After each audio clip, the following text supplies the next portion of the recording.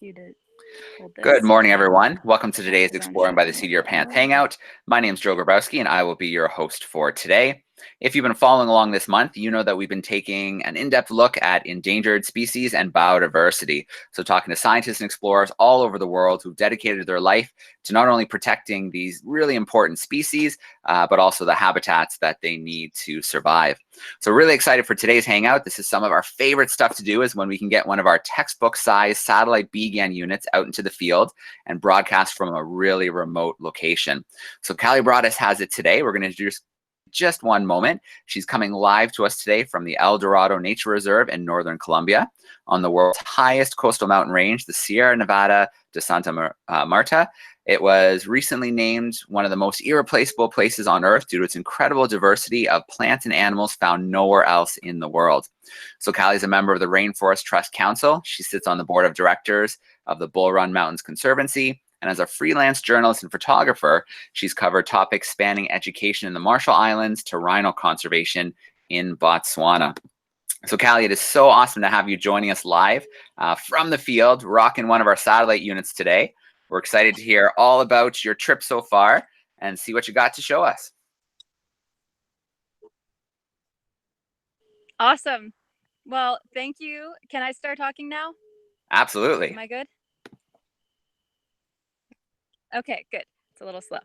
All right. Well, hello. I'm Callie. This is Angel, my friend, and he has been my guide for the last week as we hike around all over the Santa Marta Mountains. As Joe said, these mountains are the highest coastal mountains, which means from the sea to the mountain, it's the shortest distance and the highest mountains. You can actually see, if it weren't a cloudy day, and I'm going to turn this around really quickly. It's very cloudy, and by that I mean we're literally in a cloud right now. You can see it below me. If it weren't cloudy, you would actually be able to see the water behind me in the city, kind of just over the hill there. But unfortunately, we're in a cloud today, which is both cool and a bummer for the view. So just to tell you a little bit more about myself, I've been working at National Geographic Kids for the last 6 years, where I design books for kids, grades baby to teenager, whatever grades those are. And it has been such a blast. But all those books have been so inspiring that it has made me want to get further into photography and get out into the field more. So with the Rainforest Trust, I have been to a few places, including Africa and even just in our own backyard, taking photos of the wildlife in Virginia. And now I'm down here in Santa Marta, Colombia. So what I'm going to do is first show you a little bit of the equipment that you would need to be a wildlife photographer in a rainforest. So I'm going to hand the phone to Angel and show you what I'm wearing and what gear I brought. And then I'm going to go take you through a day of what it's like to photograph wildlife in the rainforest. So, and actually you can see the clouds are literally coming in right now, so it's going to be a little misty. But I don't know if I can turn this around. I can. Okay. So can you film this? Okay. So you can see me. This is what you want to wear if you're going to go taking pictures in the rainforest. So this is actually the wet season, which means it rains almost every day. And I hope we get lucky, and I hope it doesn't start raining while we're out here. But it does get a little bit chilly. So I like to wear a long sleeve shirt. Even though it does get hot in the middle of the day, I wear a long sleeve shirt that wicks. So it's actually quite light. And then you want to wear jeans or, thick pants, something that you don't mind getting down on the ground and like being in the dirt. And you want them to be stretchy too, because you're going to be doing a lot of up and down and a lot of squatting. You want to cover the bottoms of your pants with tall socks to make sure that no creepy crawlies get up under your legs or under your pants. And then really thick boots. And I'll tell you, we're hiking, 9 to 12 miles a day. So you want boots that really aren't going to let you down. These came particularly in handy a few nights ago when Angel and I were looking for tarantulas along the edge of the of the mountain that's behind you right now. And you're looking and looking, and I wasn't looking down at my feet, and I accidentally stepped on a tarantula. So I didn't notice it at the time because these boots are so good that I didn't feel it. But unfortunately, the tarantula probably did. So that's why you want that really good gear. So I'm going to show you a little bit of the camera equipment that I use, and then I'll take you through some of the pictures that we've taken over the last 6 days. So the first thing you need is a camera. So this is what I use. It's called the Canon 1DX Mark II, and it is a monster. So this thing is really heavy. It's probably, I don't know, 10 pounds with this lens. So you need a camera body, and you don't need one this big, but this one helps because it goes really fast, so I can make sure that I don't miss any moments. Then a lens. So this lens is what I use for birding. This site at El Dorado Reserve in Colombia is one of the most biodiverse sites for birds in the world. In fact, it's the most important site for endemic birds, which means birds that only live in one place in the whole world. This is the most important site in the whole world. So there are 23 endemic bird species that live just on this particular site and nowhere else. So I brought this lens. It's a big 600 millimeter lens to make sure that I can zoom in really close and get in on those birds with my camera. I also brought a macro lens, which means that we're also going to be able to find frogs and insects and spiders and all kinds of cool stuff that's small. And this lens will let me zoom in really close. I can get like this close to something and still be able to focus on it using this lens. Now, a lot of times we're doing that at night. So I use a strobe and this big diffuser here, this softbox, to spread out the light and add a lot of light into the photo. So we'll go out a lot at night and you'll see those pictures later. And this is what I'm using to add that light into the photo. It's a big flash.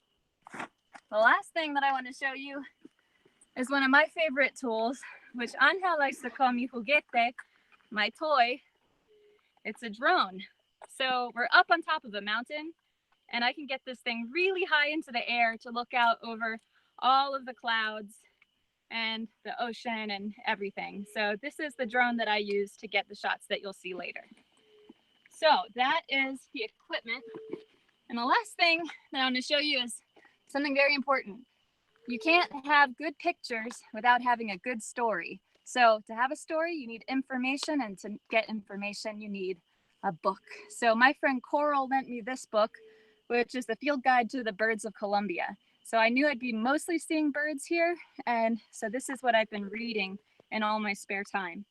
Now, there's actually a little section in the middle here with mammals, and we've been very lucky to see a few of these. On our very first day, someone told us that they had just seen a crab-eating fox, this little guy here, and we went outside to check where they had seen it, and just at that very moment, a crab-eating fox walked up, sniffed around, and left. So really incredible, and it didn't come back ever again. So we've been very lucky, and I always like to have this guide to help add information into the pictures. So if you can go to the slideshow, then I will walk you through kind of the day in the life of a wildlife photographer in the rainforest. All right, sounds like a plan. So classrooms, now's the time that I talked about. If your teacher can come up and click on my box at the bottom to lock it onto me, that'll make sure that you see the slides the whole time that Callie's speaking. So I'm going to share my screen now. Should just take a second. There we go. There we go. We'll bring the slides up full screen. Okay, Callie, we are ready. All right, so are you on slide number 1? We've got a broken down car. Are we good? Yes, that's the one. Okay, so the first thing that you have to do to go to the rainforest is get there, and that can be really hard. So I flew into Bogota, which is a big city in Colombia, and then had to stay the night there so that I could take another smaller flight up to the city of Santa Marta, which is about a 4-hour drive from here, a 3-hour drive from here. And then we hopped into a vehicle. My guide Angel and I hopped into a vehicle with a driver who was able to navigate the very, very bumpy roads all the way up to the lodge. Well, it started raining, and unfortunately, because the roads are so bumpy and so rocky, we popped a tire, and it actually sliced a hole straight through the tire. It's just a very sharp rock.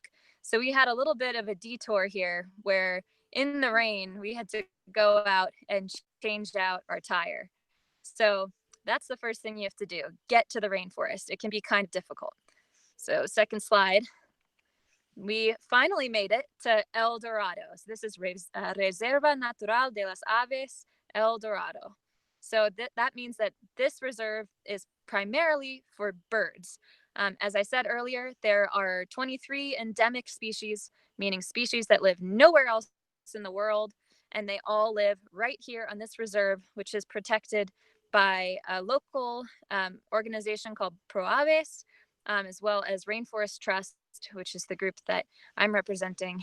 And so let's go to the reserve. So the next slide, this is my walk. So as soon as we parked, I had to get my bags and walk to my room. And I have to cross this really cool little bridge. Along the way, you might find things on the ground.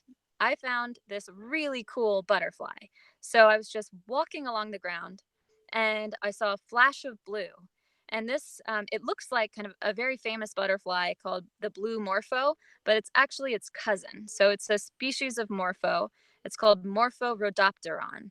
And it's when it flaps its wings, it almost looks translucent, but then you get this brilliant flash of blue. So that was an amazing trail find. That was just on the way to my room.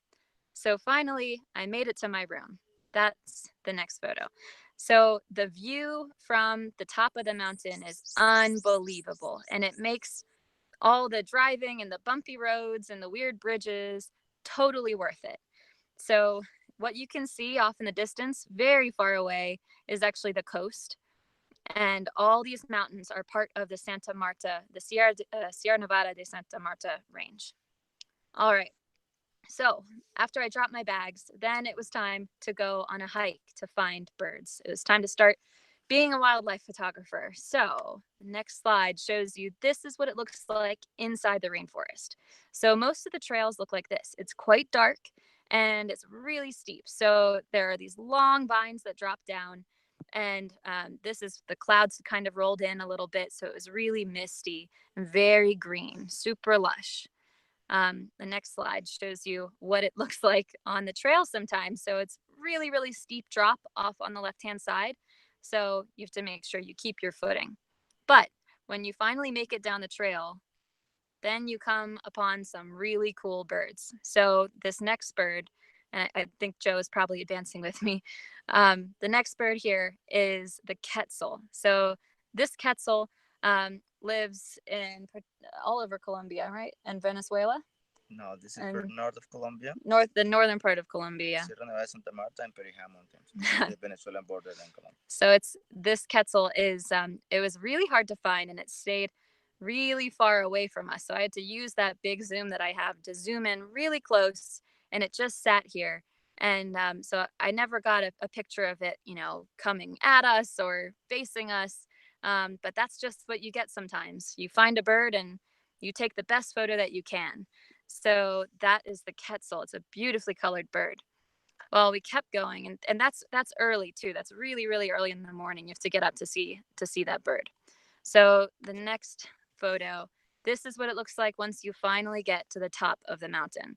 So you're looking out over the entire Sierra Nevada de Santa Marta range, and way off in the distance, you can see snow-covered peaks.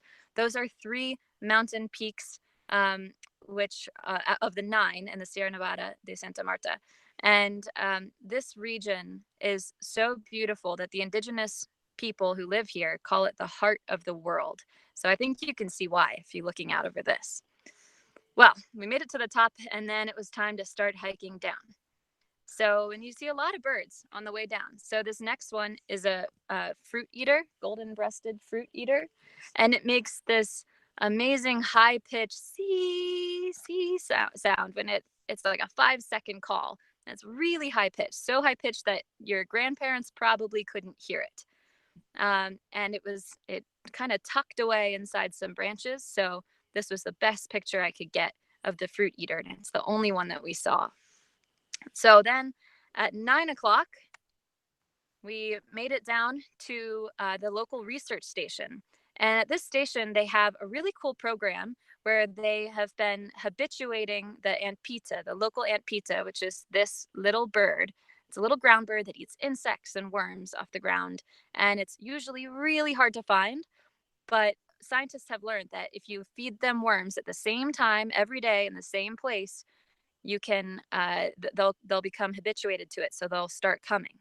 So we went down there, and we went at 9 o'clock when they feed them with the worms, and the scientist there had to whistle, and he did his little call to tell the bird that he was there, and he was about to put the worms on the log, and it came up and nibbled the worms for about 10 seconds. I got this one photo, and then it darted away. So these birds are really cool because you'd never see them otherwise.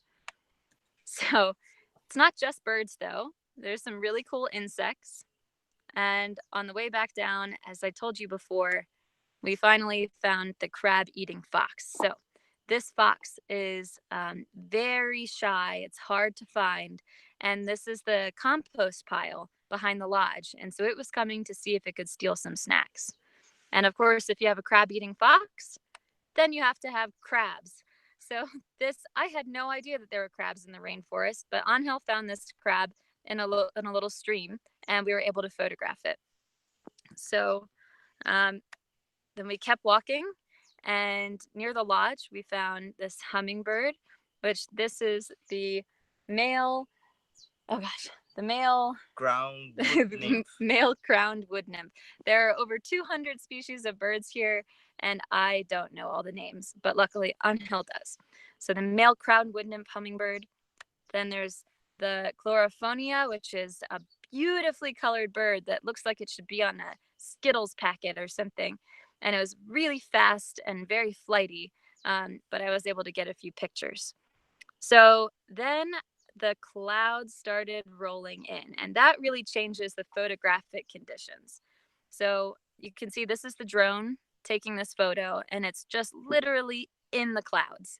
So that's kind of like a day like today, where if we're looking around where we are, if we were to kind of take the drone and go way high up, it would look like this. It would go above the clouds and show you all the mountains.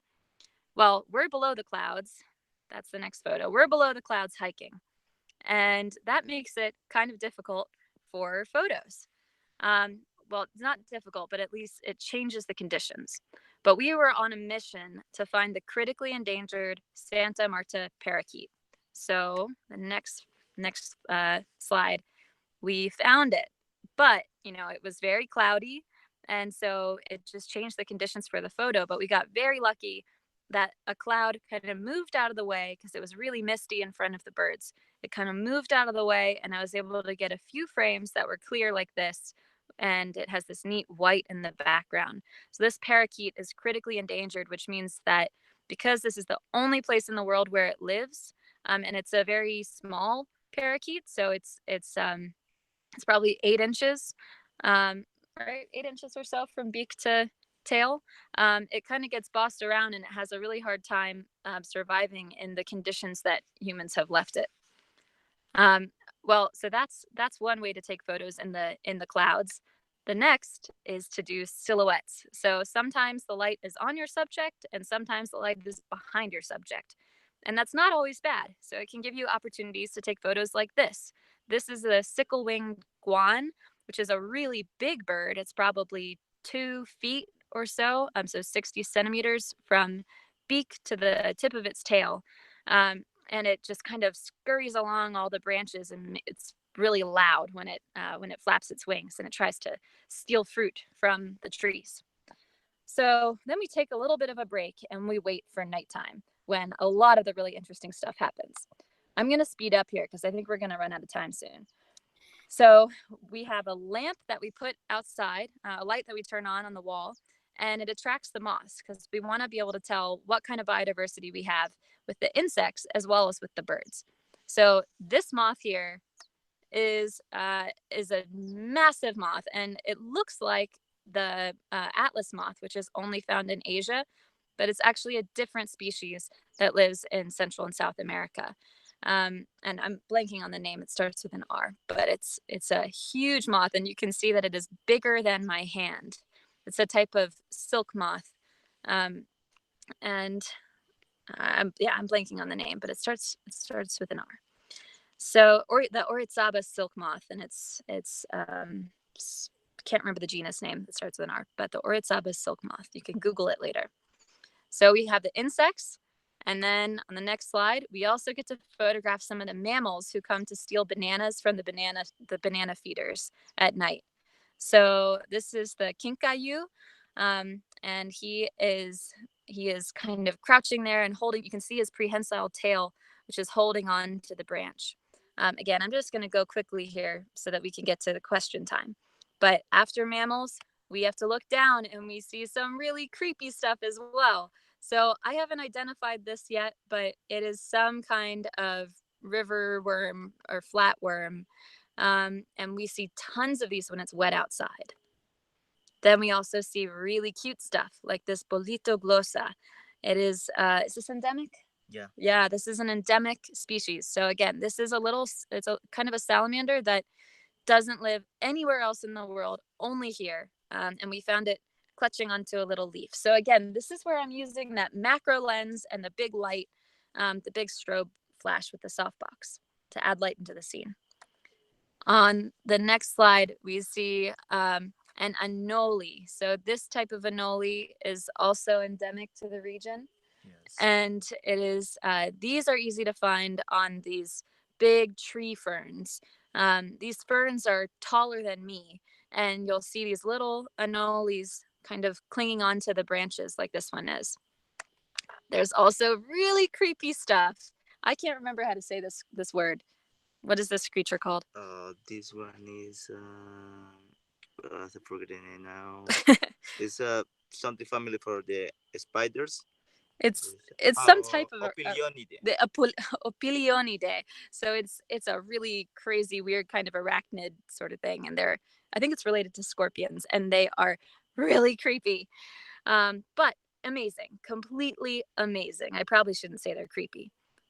Maybe I can say this next thing is creepy though. This is in the Meliapodo family.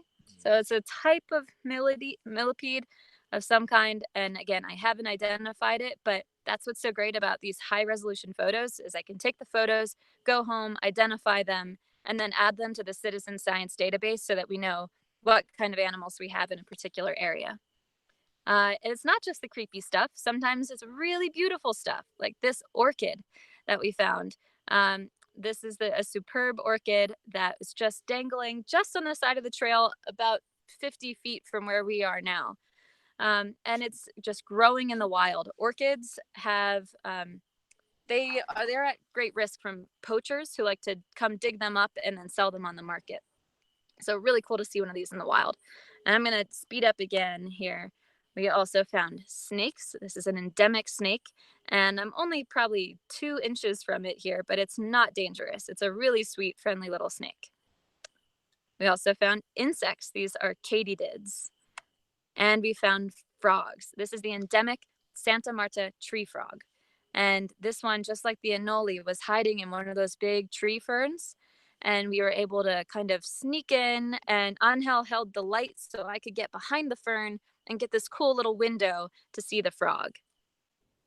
And we saw more frogs. This one was mountain climbing, I think. And more frogs. This is a juvenile, one of the same species there. This is a younger one, and it was hiding in a bromeliad. And more frogs. So this is the Magdalena giant glass frog, which was only described a couple years ago. And that means that, unfortunately, I didn't have a sheet of glass. But if you put this frog on a sheet of glass and you look underneath, you'd actually be able to see totally inside its belly. And you can Google that later. It's really crazy looking. But we're so lucky to have this endemic frog living here and to have found just one of them. Well, all of that was on the way down a hill so that we could go and turn off all of our lights and play a little song for an owl that was also only discovered recently.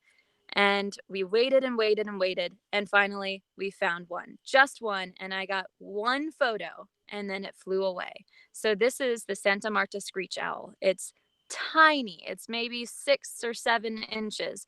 Really, really small, kind of like a Furby or like Pigwidgeon from Harry Potter, if you guys read that. But really small endemic bird, and it is critically endangered. So we were so lucky to find one and to be able to document it. Well, that brings me to my last photo. So the whole time we'd been trying to find an endemic tarantula. And this is what I told you I accidentally stepped on as we were looking for them earlier. Well, we were walking back to my room and we had almost given up hope of finding one. And finally we found this guy, and he had gone all the way into his hole, and we didn't think we'd be able to get him out.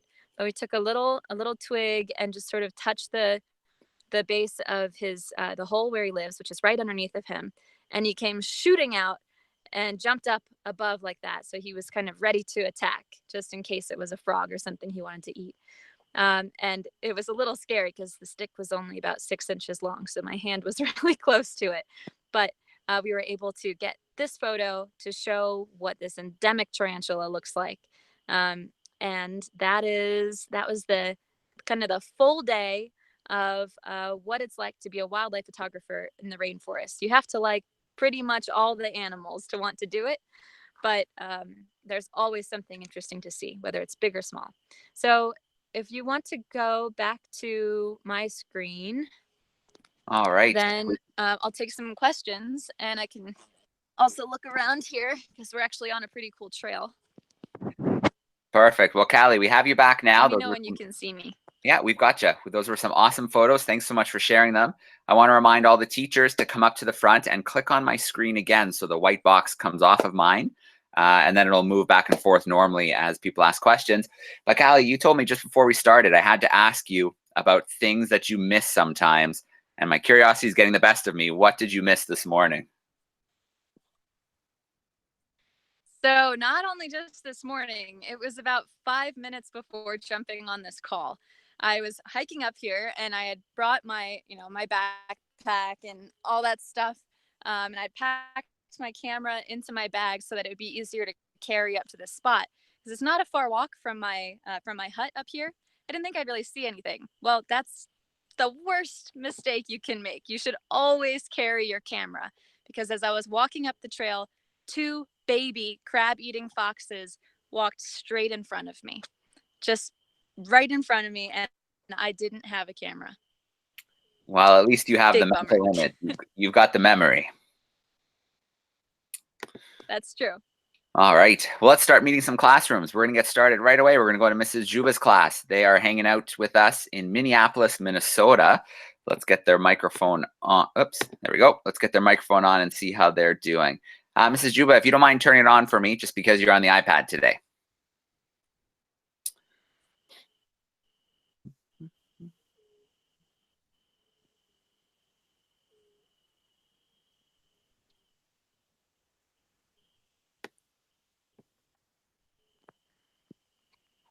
All right. I don't think it worked. I see you guys waving like crazy, but I don't hear anything.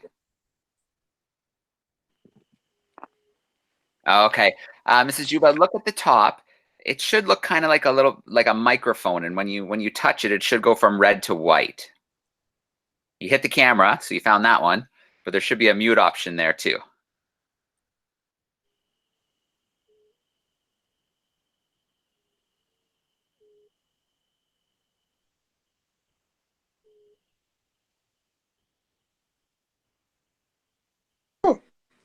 Oh, I think we got you now. Yay! Yay! Say hello. All right. Hey, Minneapolis, how are you? Hi. We're good. I don't know if I can see you guys. It might be There we go. bad connection. I'm not sure. All right. Well, But I can hear you. Nice and close so Callie can hear you. Say hello. Hello. My name is Franklin. Hi. And hold on, honey. I don't think we're doing questions yet. Okay. No, Hi. we're ready. Franklin, go ahead, bud. Oh no, that's good. Oh, go. Go ahead. Go. How many pictures do you take a day? Oh, that's a really good question. It depends on where I am and what the conditions are. So if it's really dark and the pictures just aren't turning out well, I won't take as many because it takes a long time to go through them and to identify the animals. And, it just takes up a lot of space and a lot of time. I'd say on a low day, I might take 400 or 300. And then on a high day, that kind of depends on where I am. So here I've been taking probably 1,500 pictures a day. So 1,500 pictures a day. But then there are other places, like when I've photographed in Africa, there are so many animals all over the place that sometimes I'll take 2,000 or 3,000 photos in a day. And that takes a really long time to go through. All right. Great question to start us off. Thank you. Let's go over to Kalispell, Montana this time. We have some second graders hanging out with Mrs. Sinclair. Let me get their microphone turned on. How we doing, Montana? So, what is the biggest animal you found so far? The biggest animal? Yeah. The biggest animal we found so far is the crab-eating fox. It's probably the size of like a Labrador. It's actually pretty big. It's a type of canid. But there are other animals that live here as well. The puma lives here. It looks like, it's our mountain lion. So the puma lives here, and the jaguar also lives here. But we have not been lucky enough to see one of those. But I'd love to next time. All right, great question. So let's take a little trip now to another classroom. This is Mrs. Napinska's and Mrs. Rogers. Grade 4s have gotten together. They're in Cambridge, Ontario here in Canada. So I bet they're really loud. Let's get their microphone turned on and see how they're doing. How are we doing, Cambridge? Hi. What's the question, Holden? What's the coolest animal you found? Oh, the coolest? Oh, that's so hard. Oh man, they're all so amazing. I mean, did you see all those birds had the most incredible colors? And the tarantula, which it's not like other tarantulas. It doesn't shoot its hairs off of its body. It actually stings its prey with its butt. So that's kind of cool. Oh man, I don't know the coolest. Angel, what do you think is the coolest animal here? For me, we were very lucky with the golden-breasted fruit eater. That bird is difficult to photography. Yeah, that's true. That one was really amazing. Oh man, that's such a hard question to answer. I think I had heard so much about the quetzal that for me it was really cool to photograph the quetzal, but I'm a big mammal fan. So my favorite were those two little crab-eating foxes that just walked right in front of me. Definitely, hands down. All right, well, we're going to head over now to Freehold, New Jersey. Some fourth graders hanging out with Mrs. Romanowski. Let me get their microphone turned on. There we go. How we doing, New Jersey? Good. So, It's just high. do I have? Get on, you can ask the question. How do you carry all that equipment at once? That's a really good question, and Angel's gonna laugh. So the first day, I was really ambitious, and I thought I want to be able to take any picture that I want to take, even though we had a 12-mile hike ahead of us. And so I brought everything. I had my monopod, which is really heavy, and I didn't bring it up here. I had my birding lens, and I had all this equipment. It was probably, I don't know, 40 pounds or something. And at first I thought, I can do this. I can totally carry this up the hill. I was so wrong. So Angel had to help me carry all of that in a backpack. So I actually have my little backpack right there. So Angel helped me the first day, and then he said, okay, tomorrow you're going to pack less. And so it was true. I did. So I started leaving things behind and focusing on what kind of pictures I knew I wanted to take that day. And so I would only bring 1 or 2 lenses and the drone. And so from then on, I just carry it in my backpack. And then sometimes if we have like the flash, like the big flash thing and my monopod, then Angel will take one or the other and help me carry it. That's a great question because it's all on foot. We're not taking cars. You're going on steep trails on foot. All right, Mrs. Michael's class, 4th graders, Glenview, Illinois. Let's get that microphone turned on. How are we doing, Illinois?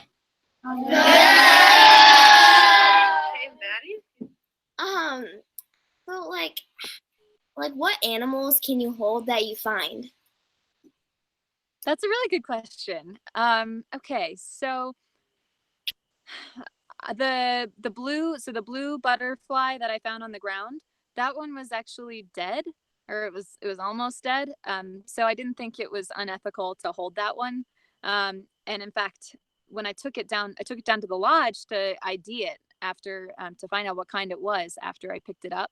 And a lot of the people at the lodge had never even seen it, even though it's an endemic butterfly. It lives only here in the whole world. It's the only place you can see it. And a lot of them had never seen one, and no one had ever seen one up close. Angel had never seen one up close because usually they just fly. So, if an animal is dead, obviously you want to proceed with caution because you don't want to, get germs or anything. But typically butterflies, you're safe. Most other things, it's more ethical to stay back, to stay hands off. If you're not doing science, which I'm not, I'm just taking photos, then it's better to stay away and let them be. There are people who are licensed to handle birds. There are some people that you can follow on Instagram, for example, like Philippe D'Andrade takes some great bird photos, and Sean Gracer, who's gourmet biologist on Instagram, he actually is licensed to hold hummingbirds to do science. So sometimes if you're a scientist, you actually can hold animals. But typically we try not to interfere with them. So if you want to become a scientist, that's your best bet of getting to hold these crazy wild animals. Sorry for the long answer. It's okay. It's a good answer. All right, Callie, we're heading to your home state. We've got Mrs. John's grade 5s in Henrico, Virginia. Let's get their microphone turned on. Hey, Callie. Hi. Hey! All right, you want to come over here? Have you heard about the giant salamander? The giant salamander? Yeah, in like Japan. the hellbender?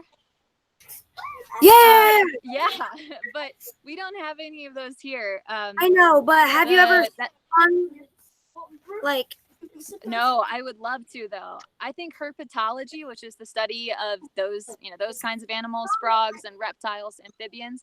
I think herpetology is amazing, and you can actually go. I mean, that's a really long way to go see an animal like that, but you can go into your backyard and start turning over logs, and you can find salamanders there. One of the ones that I found in Virginia, in the Bull Run Mountains, it's not far from Henrico County. In the Bull Run Mountains, we were turning over logs just like maybe 3 weeks ago, and we found these baby salamanders that were the exact opposite of the giant salamander. They were about this big, and they're the cutest things you'll ever see. And actually, we saw a baby bolito glossa last night as well, which was, again, it's about this big. So I actually really like the little ones. Great question. All right. Well, Callie, I think we have time to try and do a speed round and get through each classroom one more time. Okay. What do you and Angel think? Let's do it. Yeah, let's do it. And you can ask questions to Angel as well. All right. Well, I'm going to actually ask him one right now. I'm curious, how long has he been working in the reserve for? This reserve was founded in 2007, and I am a tour guide, especially for nature, from 2005. But I'm Eastern in birding or bird observation from just 3 years ago, but I'm doing well. He's doing really well. He knows everything. All right. Very cool. Good guide to have. All right. Mrs. Juba, if you want to turn your microphone on one more time for us, we'll grab a question from your class and we'll go from there.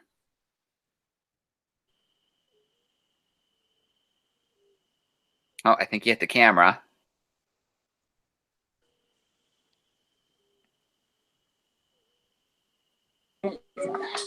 Okay, we're here. There we go. We got you.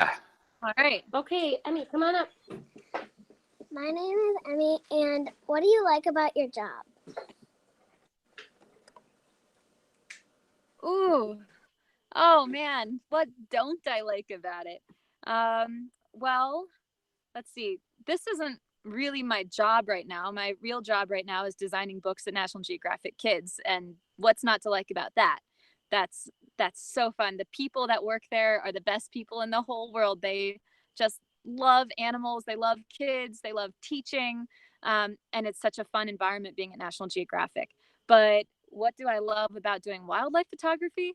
Probably that you get to be outside every day, and that it's, you just never know what you're going to find. Some days you might go out there and find absolutely nothing, and you just have to look for insects and photograph those, or photograph plants or something, which is still cool. And then sometimes you might find, like one day I found a fox who was sitting maybe 8 feet away from me, and it had been sleeping until someone walked in front of it, and it sat up right as I walked past it, and I froze. And this fox was just kind of going back to sleep, and it was kind of going like this. It was like nodding off. And so I was able to spend a few minutes just photographing this fox. So I think my from really up close. So I think my favorite part about wildlife photography is just how surprising it can be. The fact that you can miss a shot like I just missed with the baby crab eating foxes right in front of me. That's what keeps me going and keeps me wanting to come back for more, because I'm like, I know that's going to happen again, and I've got to be ready for it next time. That's such a good question. All right, Montana, your microphone is on. What other places have you been to? Oh boy. I've been to a lot of really cool places. I've been to South Africa with Rainforest Trust, where we photographed all kinds of animals like rhinos and leopards and geometric tortoises, which are these tiny little tortoises that are critically endangered with only 700 left in the world. I've been to Botswana, where they have these lions that are incredibly strong because they're wading through water all the time. I've been to Kenya, into the Masai Mara, where the abundance of wildlife is just unbelievable. I saw 5 leopards in one day there, which is crazy even for there. But I've been to Russia, to rural Russia. I've been to the Marshall Islands in the middle of the Pacific, where the wildlife is having a tough time there because climate change is kind of wreaking havoc out there. So let's see, where else? Gosh, California, to Point Reyes in California. If anyone has any interest in going there, please let me know, and I'll hook you up with the best guide in the world who lives out there. His name's Daniel Dietrich. And I think that's one of my favorite places to go, actually, is just right here in America. And I don't know what's next. I think what's next is actually Ecuador this summer.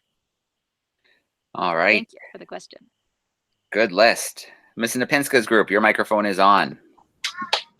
What was the smallest animal you found? The smallest? We found, I didn't put a picture in there, but we found this jumping spider yesterday, which are these like really, really adorable spiders. We think of spiders as creepy, but when they get really small and they still have these big eyes, they're actually really adorable. And so it was probably like this big. And this is, of course, there's ants and tiny insects and stuff, but the smallest one that had like a face that you could really look at was this tiny little jumping spider.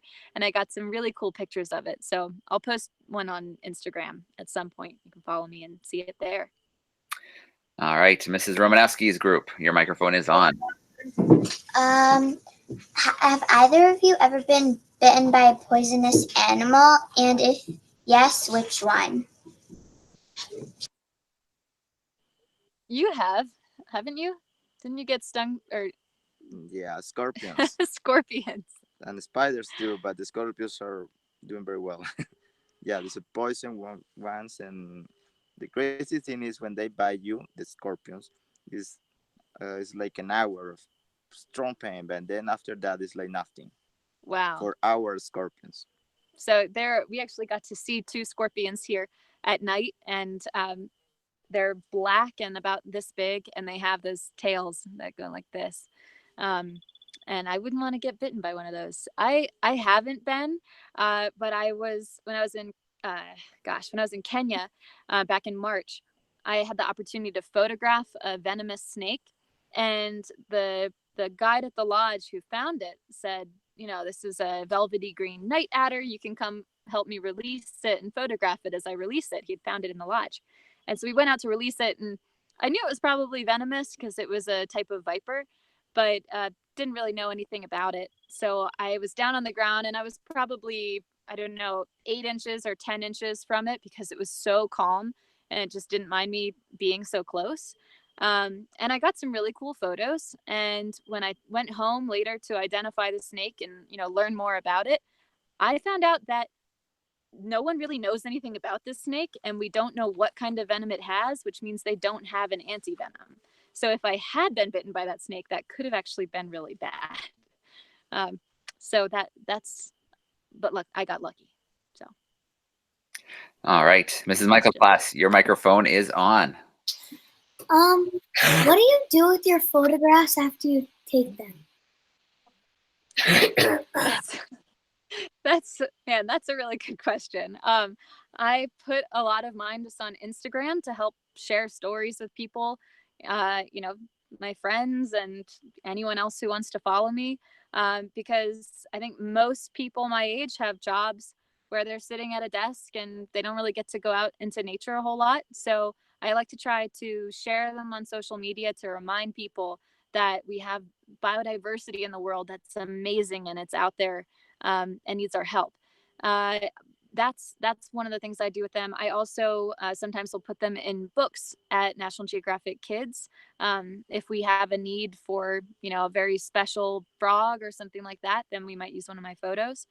And then I also give them to Rainforest Trust so that they can use them for to help, tell stories about the sites that they've protected. Other than that, I print photos, I sell them. For present, you give me one. And I'm going to give him a few as a present. Definitely does get all my Christmas presents done for sure. All right, and one more trip to Mrs. John's class. Okay. Hit it. How many endemic species are there in the El Dorado Park? Ooh, so endemic birds, 23. There's supposed to be 24, but we think that one might actually be extinct, the Santa Marta saber-wing hummingbird, because it hasn't been seen in a really long time. So 23, which is the highest number in the world for any particular area for birds. But including amphibians and all the other kind of stuff, I don't know. Do you know? I don't know, 100. 100? Yeah, because we have a lot of frogs, we have insects, we have, of course, the birds, and we have a lot of plants also too. Yeah. And fishes. Sierra Nevada de Santa Marta, one of the good things about the mountain is from the beach. Yeah. From, for example, Tayrona Park, which is a very famous park in Colombia, is part of the Sierra Nevada de Santa Marta, and we have a lot of corals there. The reserve, and there are a few fishes, there are a few corals, and also there are endemics. That's part of the Sierra Nevada de Santa Marta. So all the way down at the bottom of the mountain, El Dorado doesn't actually go down that far, but at the bottom of the mountain, yeah, the corals and fish, there are some endemic species there as well. But up in El Dorado Reserve, yeah, I don't, as Angel said, probably 100, but I don't think people really know. There are probably a lot more than even we know. There are a lot of subspecies. They're endemic subspecies, and which they're different from the global population of a species, but maybe not different enough to be a different species. And there are quite a few of those that people think that they're actually going to be reclassified as a separate species. So this is an area that needs a lot more science done. So please grow up, be a scientist, and come here and study the endemics. All right. Well, first of all, Callie and Angel, thank you so much for an awesome hangout today. Callie, do you want to give us one more pan around of your surroundings before we sign off for today? Definitely. Yeah. Okay. All right. So I'm on a trail right now, and you can see behind me this is actually, I'm going to turn it around because you don't need to see me right now. Okay. So this is the cloud forest. You can see, I'm going to try and keep this steady. This is what a very easy trail looks like. You can see it's quite steep. It goes all the way down the hill like that. And all up in there, that's where you're going to find a lot of the birds, like the chlorophonias and the quetzals and our parrots and parakeets. They're all up in the tops of those trees. And the vegetation is just really dense. So even on these walls of the trails where things have been cut away to make, a hummingbird just flew right in front of the camera. So the vegetation is really dense, and I'm gonna see if I can pan. Unfortunately, it's so cloudy you can't see the amazing view down there, but I'll see. Joe, do you know how far I can walk with this? It says about 100 feet, but it's probably going to start to degrade, but let's take a chance. Let's see what happens. Okay, so next to me is this is a site where they're going to be building a little restaurant for the lodge. So sorry about the construction, but you might be able to see something this way, unless it's really cloudy. Yeah, dang it. I don't think we're gonna be able to see anything, but we'll try. Let's see. This is gonna look straight off the edge of the mountain. All right, you're starting to get a little too far away, Callie. We're starting to lose you. See, here we are. Commode. Okay, coming back. All right, well, it was worth a try. Yeah, I can still hear you. Me? Yep. Can you hear me? Okay, well, this is what it looks like in a cloud. Very cool. Well, not a lot of students would say they were hanging out in a cloud in the rain today. So pretty cool.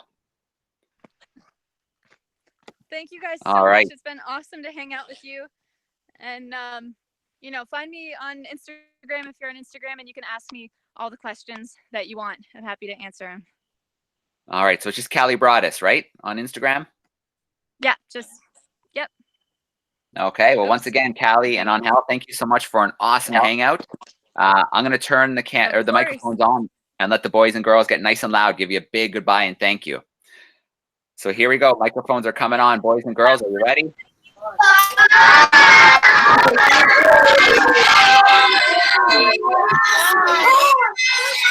All right. Thank you, Callie and Angel. We are signing out for today.